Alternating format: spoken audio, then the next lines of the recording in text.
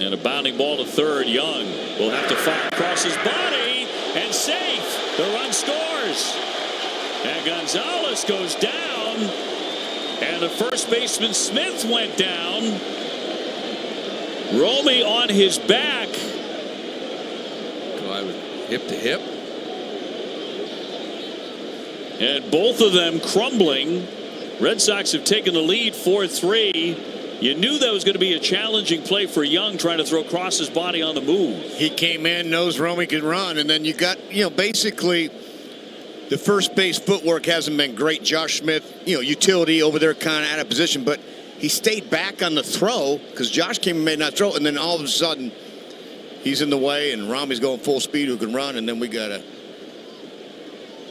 Yeah, Red Sox with another first baseman down. We saw it with the play we've talked about with Romy. His back foot kind of got around the bag, and then with the collision, not quite. White did a good job getting on the way. In this one, there's no chance. It looked like Romy kind of clipped him on the hip when he ran by.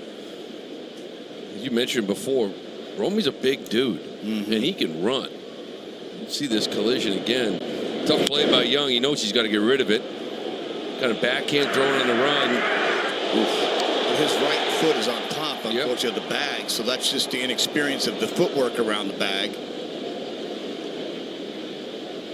And that's where Smith just kind of, you have nowhere to go as a runner.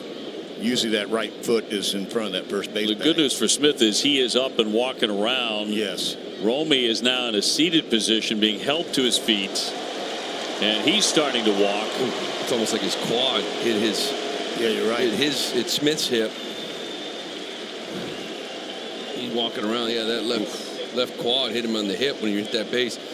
It's kind of like a tough night here, Kev, for us that thinks playing first base is kind of easy. The footwork, there's some things you got to work on. There's no question about it. Yeah, basically that's it, right? Both those plays, you're just in front of the bag with your right foot, and you can see Smith got on top of the bag, and then that's where the collision starts. And at least they're both up and moving around. It doesn't seem like he's moving like he can. Looks like he's dragging that left leg a little bit. Old school Charlie horse. Yep. Right? Yep. Right in the middle of the quad. Boy, just glad both players walked away. Cora talked about this before the game, too. Like, how are we going to use Romy? How are you going to use Toro? I think they're challenging this play at first, too, by the way.